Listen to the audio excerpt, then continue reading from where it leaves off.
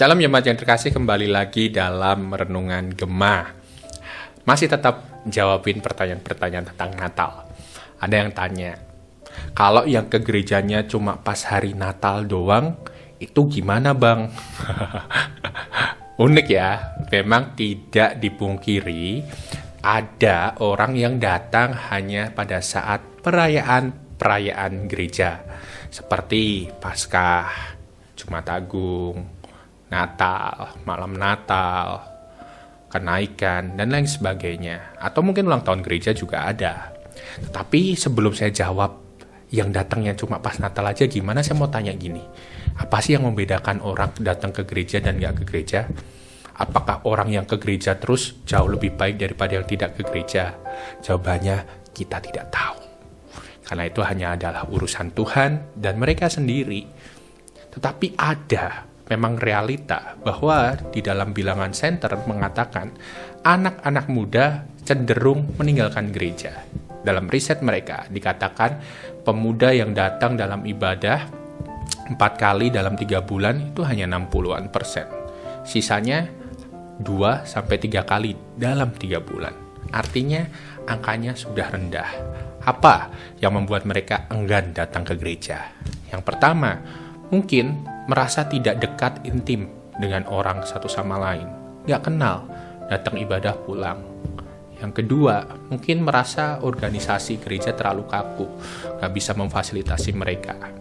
Dan juga bisa mereka merasa kalau di gereja terus, maka mereka akan disuruh terus. Dan sebenarnya yang paling baik adalah mereka rindu untuk dimentor, bukan disuruh-suruh. Hal ini seperti apa yang dikatakan Tuhan Yesus dalam Matius 28, saya bacakan untuk kita. Karena itu pergilah dan baptislah mereka dalam nama Bapa dan Anak dan Roh Kudus, dan ajarlah mereka melakukan segala sesuatu yang telah kuperintahkan kepadamu, dan ketahuilah, aku menyertai kamu senantiasa kepada akhir zaman.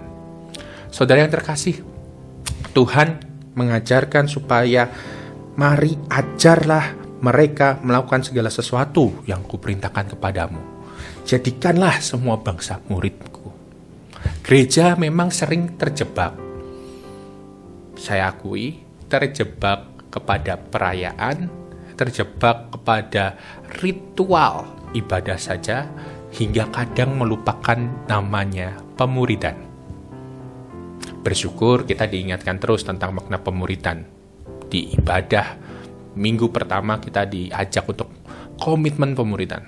Tidak ada seorang pun yang dapat meneladani Kristus kecuali ia yang sungguh-sungguh mengikutinya dalam kehidupan sehari-hari. Itu kalau pribadi. Komunitas, mereka perlu dimuridkan, mereka perlu dimentor. Itu kenapa komunitas-komunitas kecil perlu dibentuk untuk mereka bisa bertumbuh di dalamnya. Saat sudah merasa bertumbuh, maka bisa diajak untuk bertemu dengan saudara seiman. Makna mereka ke gereja bukan lagi sekedar absen, makna ke gereja bukan sekedar pas hari besar saja, tapi makna datang ke gereja adalah bagian mencintai umat Tuhan, mencintai pekerjaan Tuhan, berbakti pada Tuhan, hadir membawa diri kita untuk hidup bersama-sama komunitas, menjadi saksi untuk pelayanan mendamaikan dunia.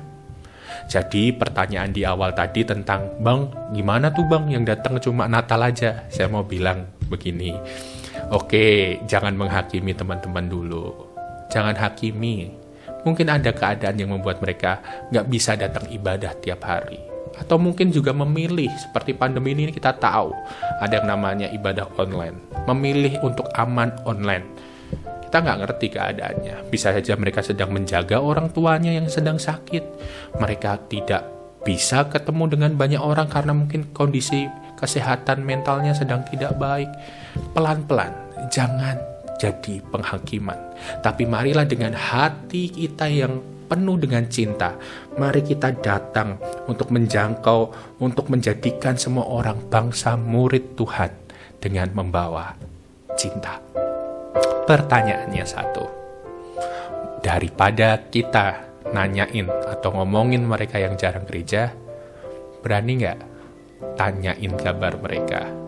atau bangun hubungan sama mereka.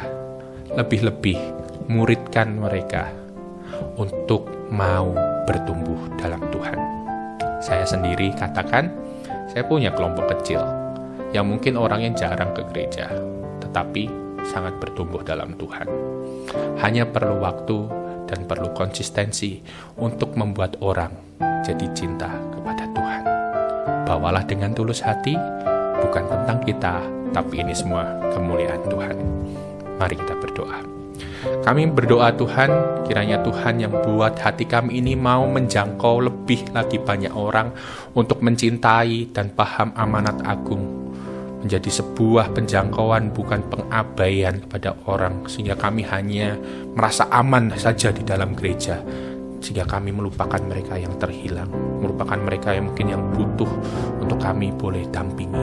Kami berdoa untuk mereka semua, kiranya kasih Tuhan melingkupi, menyinari dalam hidup mereka. Dan juga kami berdoa, kiranya setiap orang yang di gereja terus hatinya setia untuk mengucap syukur pada Tuhan dan berbakti sebagai bentuk ya Tuhan, respon kami atas keselamatan yang Tuhan boleh beri.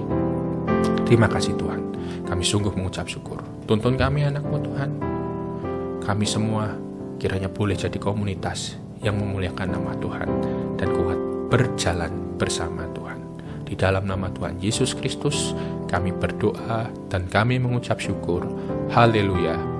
Amin. Tuhan memberkati.